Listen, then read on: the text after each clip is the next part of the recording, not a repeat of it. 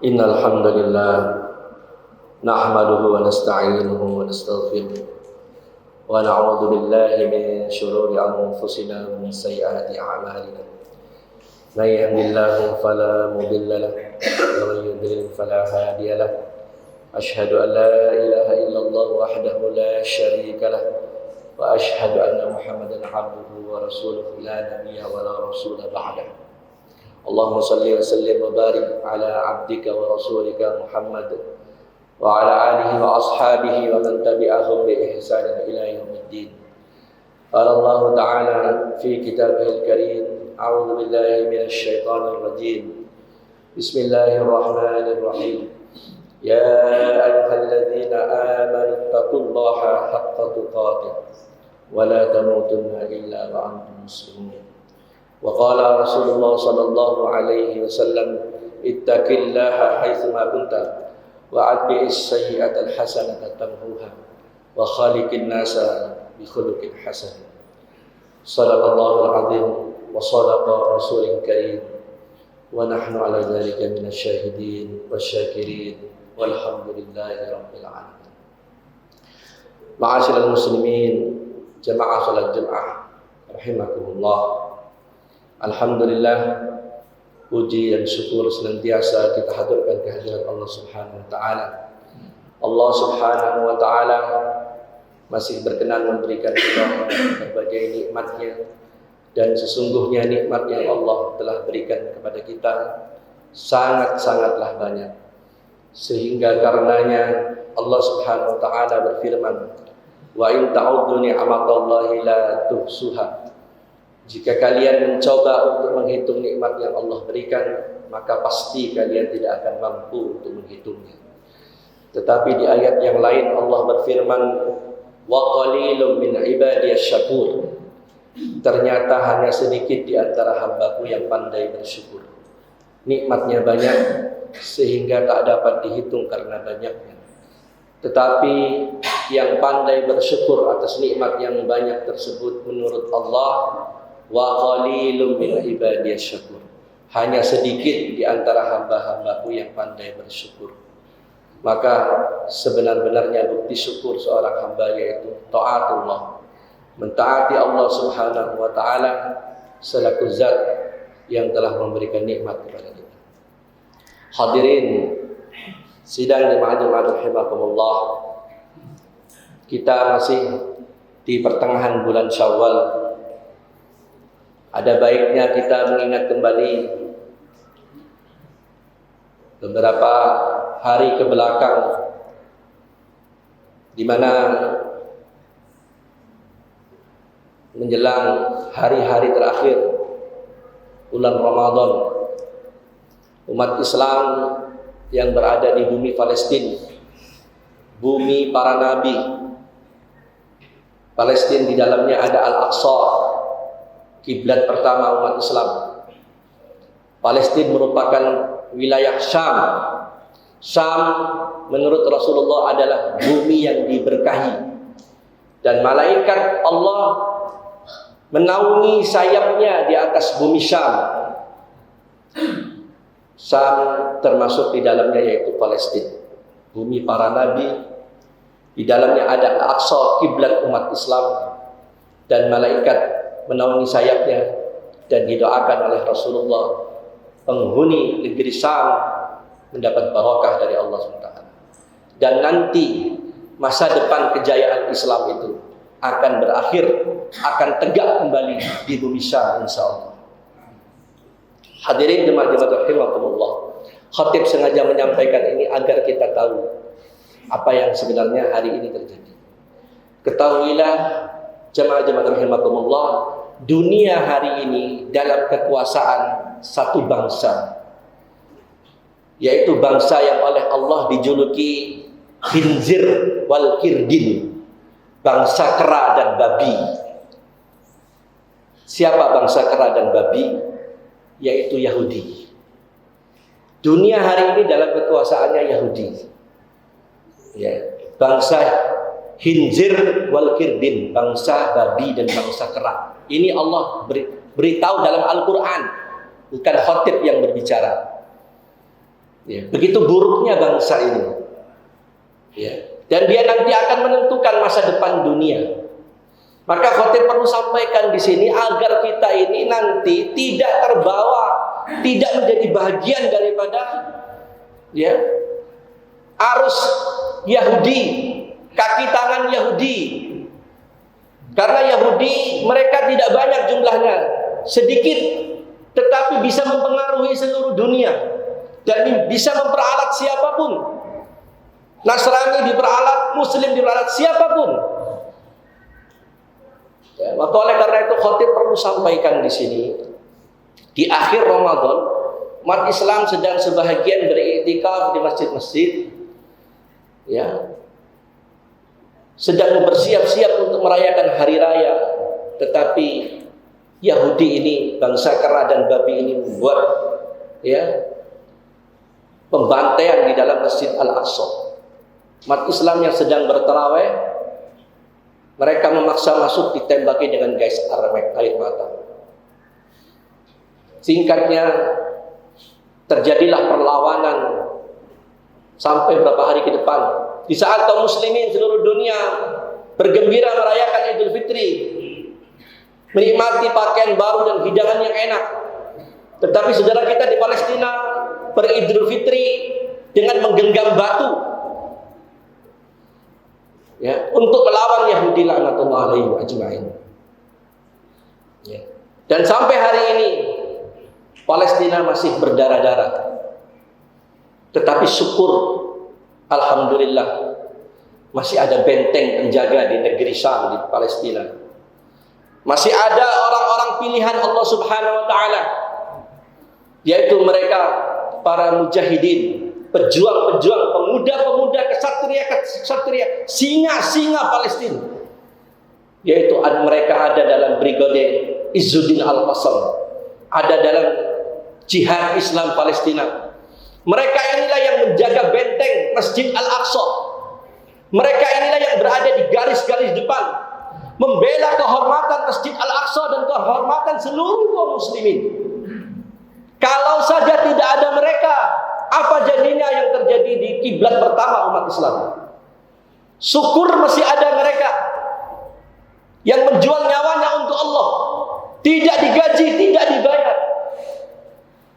Mereka terdiri daripada insinyur-insinyur pilihan, dokter-dokter pilihan, hafal Quran 30 juz, banyak menghafal hadis.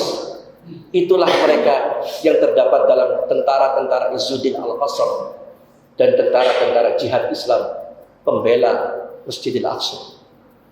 Tetapi sayang, sebagian umat Islam ini justru percaya dengan rekayasa omongan orang-orang Yahudi, percaya dengan CNN, berita-berita yang keluar dari mulut orang-orang liberal, orang-orang kafir yang memang anti kepada Islam. Sebahagian kaum muslimin ini malah ikut-ikutan memfitnah para pemuda pejuang Islam yang menjaga Al-Aqsa ini dengan tuduhan antek Zionis. Na'udzubillah min dzalik. Betapa teganya mereka menuduh orang-orang yang di garis depan menjual nyawanya untuk Islam sebagai antek Zionis, hanya bersandar dari berita-berita yang keluar dari mulut orang-orang kafir. Sementara mereka yang menuduh orang-orang yang berjuang ini dalam kondisi tinggal di rumah, makan roti, makan nasi kebuli, minum kopi, goyang kaki, menuduh saudaranya yang berdarah-darah membela kehormatan Islam. Akal di mana ini? Inilah yang terjadi hari ini. Bahkan menurut mereka orang Palestina harus hijrah keluar dari Palestina. Dan memang hijrah kaum muslimin pergi dari Palestina, itulah yang dikehendaki oleh Yahudi. Kalau mereka sudah keluar, Yahudi tidak perlu berparah-parah. Ya, sejak lama Masjid Al-Aqsa ini ingin dirobohkan oleh mereka. Ya. Tetapi karena mereka paham Al-Aqsa adalah tanggung jawab mereka, ya, Al-Aqsa adalah masa depan umat Islam, dan nanti khilafah umat Islam itu akan kembali, dan pusat kekuasaannya adalah Palestina, Al-Aqsa.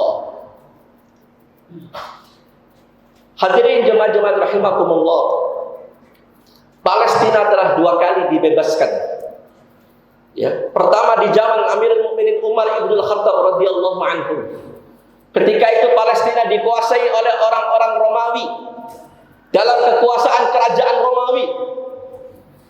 Umar bin Khattab mengirimkan pasukan membebaskan Mesir, membebaskan Palestina di bawah pimpinan Al-Amr bin As, di bawah pimpinan Sa'ad bin Abi Waqqas.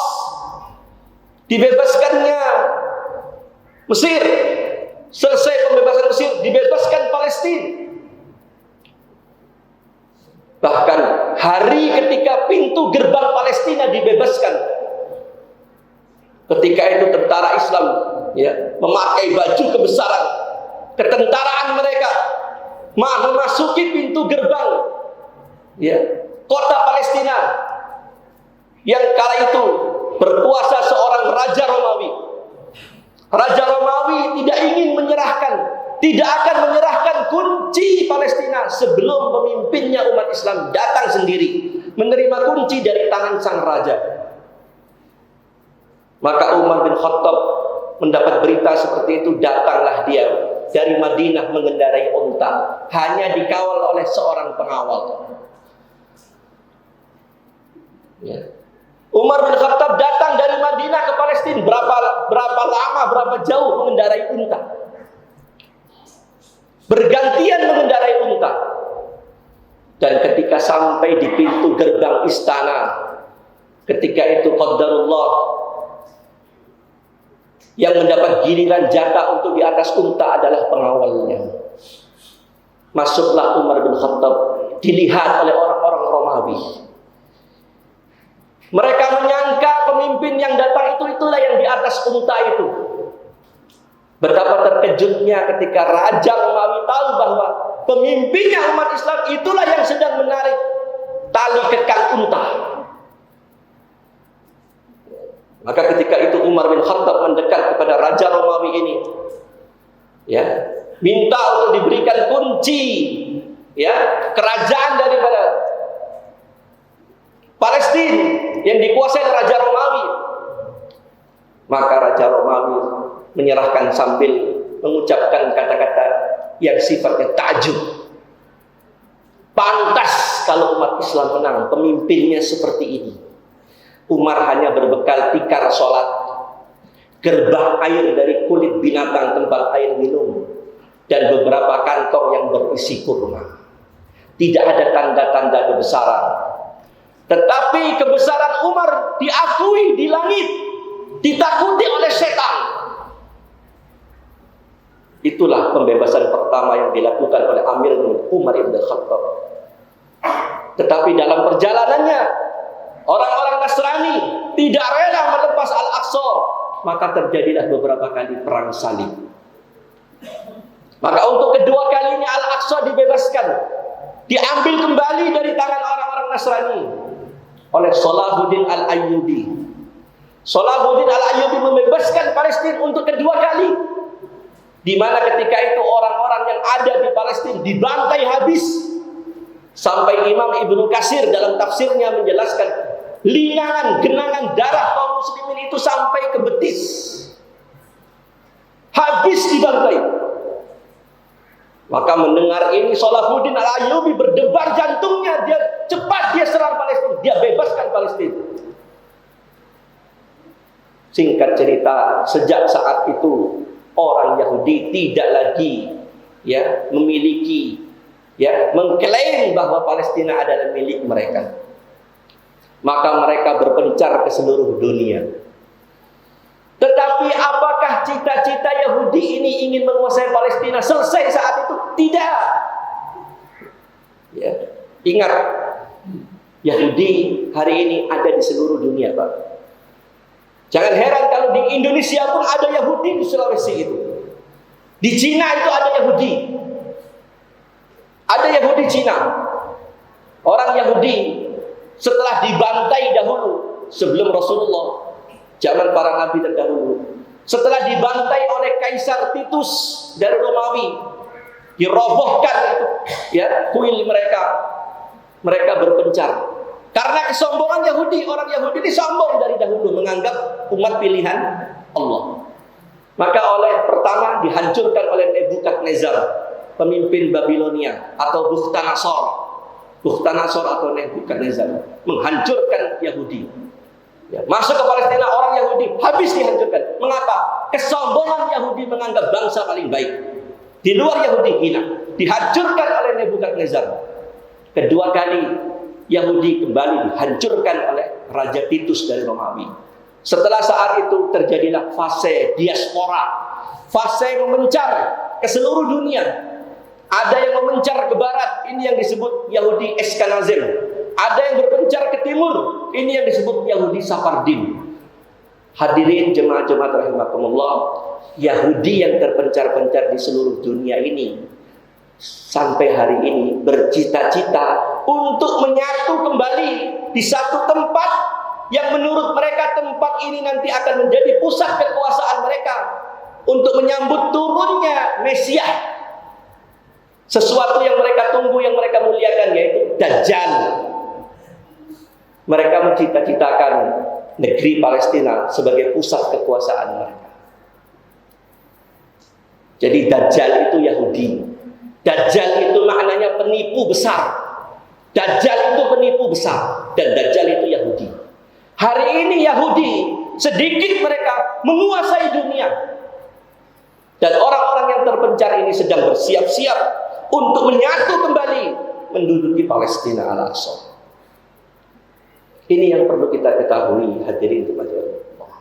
Dalam satu kitab yang pernah kita kaji di masjid ini 3 tahun yang lalu, kitab yang ditulis oleh seorang ulama dari Kuwait, Dr. Tariq As-Suwaidan, pakar Yahudi. Dalam kitab itu begitu rinci sejak perjalanan Nabi Allah Yakub, bapaknya orang-orang Yahudi, Nabi Allah Yakub ini yang disebut Israel. Maka anak cucunya disebut Bani Israel. Ya. Dari 12 anak cucu anak Nabi Yakub, hanya satu yang baik, Nabi Yusuf. 11-nya ini orang-orang gak benar semua, karena istri Nabi Yakub ada 4. Dari 4 istri lahirlah 12 anak. Yang 11 anak ini bersepakat untuk membunuh Nabi Yusuf, karena mereka menganggap Nabi Yusuf lebih disayang oleh Nabi Yakub, karena Nabi Yakub tahu Nabi Yusuf akan menjadi seorang nabi. Ya. Saudaranya sendiri ingin dibunuh, dimasukin sumur. Itu kejahatan orang Yahudi. Ya. Maka singkat cerita, dalam sejarah perjalanannya 12 suku orang Yahudi ini, salah satu dari 12 keturunan anak Nabi Allah Yakub, salah satunya yaitu satu suku yang disebut Yehuda. Yehuda, dari kata Yehuda itulah lahirlah sampai sekarang apa yang disebut Yahudi. Jelaskan, dari sononya memang jahat, saudaranya sendiri ingin dibunuh. Mereka membunuh para nabi. Banyak nabi-nabi Allah. Para nabi itu jumlahnya 124.000. Seluruh nabi Allah, nabi dan rasul, berdasarkan hadis yang sahih, 120.000 orang. 24.000 orang malah. Yang wajib kita imani 25. Para nabi itu banyak dibunuh oleh orang Yahudi. Mereka membunuh para nabi, merubah isi kitab Taurat, menganggap bangsa paling baik. Pantas Yahudi dibantai oleh Nebukadnezar, dibantai oleh Titus, di Jerman dibantai oleh Hitler. Tetapi Yahudi tidak berhenti sampai di situ. Yahudi mencita-citakan ingin kembali ke tanah yang mereka yakini, tanah mereka, nenek moyang mereka ada di situ. Yang itulah sekarang mereka sedang usahakan. Dan alhamdulillah masih ada para pemuda-pemuda yang menjaga kiblat pertama umat Islam. Maka dalam kesempatan ini khatib wasiatkan, hati-hati kita. Hati-hati kita jangan ikut-ikutan memfitnah. Percaya dengan berita-berita yang sumbernya dari orang kafir. Orang fasik saja. Fasik ini belum tentu kafir. In ja'akum fasikun binaba'in fatabayyanu. Kalau datang orang fasik bawa berita, Periksa dulu kata Allah. Fasik belum tentu kafir. Tetapi ini orang kafir bawa berita ditelan mentah-mentah. Apa fitnah orang kafir kepada Hamas? Kepada Izzuddin Al-Qassam. Hamas, Izzuddin Al-Qassam itu adalah buatan daripada Yahudi. Bekerja sama dengan Iran. Mereka itu antek Yahudi. Na'udzubillah min dzalik. Betapa besar dosa manusia seperti ini. Sudah tidak berbuat, tidak menolong saudaranya, malah mereka memfitnah saudaranya dengan lisan-lisan mereka. Betapa buruknya orang seperti ini nanti di hadapan Allah Subhanahu wa taala.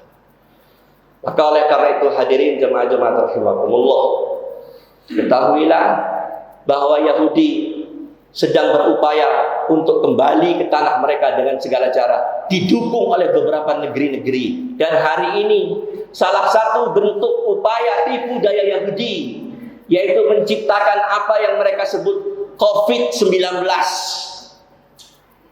Ya, Khotib perlu sampaikan, ini rekayasa mereka. Kalau nggak percaya silahkan buka YouTube, ikuti wawancara Dr. Siti Fadilah dengan seorang komjen, seorang jenderal aktif kepolisian, ya, Komjen Dharma Pangresun, 50 lebih durasi, 50 lebih menit. Silahkan ikuti wawancara itu. Dharma Pangresun mengatakan dunia dalam rekayasa COVID-19 oleh siapa? Non-state. Oleh apa yang disebut non-state? Non-state maknanya bukan oleh di luar negara, bukan dilakukan oleh sebuah negara. Kalau menunjuk Israel, Israel itu negara menurut mereka, tapi disebut non-state. Maknanya apa non-state? Dia bukan negara, tapi bangsa. Bangsa. Siapa mereka? Yahudi. Dalam pidato Dr. Siti Fadilah dengan Kombes Dharma Pangresun, intinya hari ini dunia dalam rekayasa besar. Orang Yahudi sudah mampu berhasil menimbulkan ketakutan dunia. Dunia dibikin takut semuanya, dibikin panik, diputar-putar oleh mereka. Sementara mereka diam-diam bekerja, menyusun rencana untuk memuluskan cita-cita mereka. Orang Yahudi bercita-cita nanti di depan, masa depan Yahudi ada di tangan Yahudi. Adapun Islam, Kristen dan yang lainnya adalah goyem. Goyem menurut mereka. Apa goyem? Dia lebih hina daripada pasir. Gak ada artinya. Halal dibunuh. Dan orang Yahudi mencita-citakan jumlah penduduk dunia. Merekalah nanti yang akan menentukan. Ini perlu kita tahu. Ya, termasuk rekayasa terbaru ini, mereka menciptakan COVID-19, ya, diciptakan oleh mereka, bukan kata khotib. Silahkan ikuti seorang jenderal aktif ini, Dharma Pangresun dengan Dr. Siti Fadilah. Dunia dalam rekayasa itu. Intinya apa? Sekumpulan kelompok Yahudi dunia ini memiliki satu farmasi, pabrik farmasi besar yang menguasai dunia. Mereka ciptakan virus, mereka jual vaksinnya. Vaksinnya disebar ke negara-negara, Pak. Ada yang lewat Cina, ada yang macam-macam. Itu milik mereka, Pak. Dan ingat, di Cina ada Yahudi Cina. Ya, wallahi saya tahu, ya khotib tahu betul, ya karena memang ada kitab kajiannya. Di Cina ada Yahudi Cina. Jangan lupa, yang menciptakan komunisme diciptakan Yahudi. Ya, sekulerisme Yahudi, kapitalisme Yahudi, semua Yahudi yang bikin. Termasuk Syiah itu bikinan Yahudi. Tokoh Syiah yang muncul di zaman Utsman ibn Affan, Abdullah bin Sabah, itu orang Yahudi. Pantas Allah juluki mereka dalam surat Al-Fatihah yang kita disuruh berlindung daripadanya sebagai Al-Maghdub. Al-Maghdub. Apa Al-Maghdub? Yang dimurkai oleh Allah. Kata Rasulullah kepada Abu Hurairah, "Ya Abu Hurairah, innal maghdub al-yahud wa inna dhal an-nasara." Wahai Abu Hurairah, sesungguhnya al-maghdub, orang yang dimurkai itu Yahudi, dan orang-orang yang sesat itu Nasrani. Hadirin jemaah rahimahullah, itu saja yang khotib mampu sampaikan. Intinya khotib menitip pesan melalui mimbar yang mulia ini, hati-hati kita. Jangan sampai kita ikut terbawa arus Dajjal ini. Dajjal ini percaya kepada mereka dan menjadi kaki tangan mereka, menjadi corong-corong mereka. Hati-hati. Karena semua yang kita ucapkan akan kita pertanggungjawabkan nanti di hadapan Allah Subhanahu wa taala. Barakallahu lana fi hayatina wa mamatina wal asri innal insana lafi khusr illa alladziina aamanu wa 'amilus shalihati wa tawassaw bil haqq wa tawassaw bis sabr.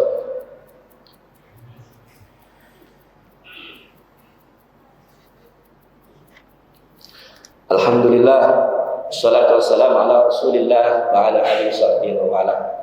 Hadirin jemaah salat Jumat rahimakumullah, dalam khutbah yang kedua ini khatib mewasiatkan kepada diri kami dan kepada seluruh jamaah, hendaknya kita menggunakan sisa-sisa umur kita ini untuk memperbanyak amal-amal soleh. Umur kita yang ada ke depan ini adalah sisa. Sisa berapa? Wallahu a'lam, hanya Allah yang tahu. Bisa jadi sisa setahun, bisa jadi sisa sebulan, wallahu a'lam. Kematian selalu mengintai kita. Kita tidak pernah tahu kapan jangka umur kita habis. Mumpung Allah masih berikan umur kepada kita, jangan sia-siakan umur kita untuk hal yang sia-sia, apalagi menumpuk-numpuk dosa. Manfaatkan sisa umur kita untuk memperbanyak amal-amal soleh, apapun bentuknya, walaupun kecil. Lakukan berbagai amal soleh, karena kita tidak pernah tahu kapan jangka umur ini akan berakhir. Innallaha wa malaikatahu yusholluna 'alan nabi ya ayyuhalladzina amanu shollu 'alaihi wa sallimu taslima. Bismillahirrahmanirrahim. Alhamdulillahirabbil alamin.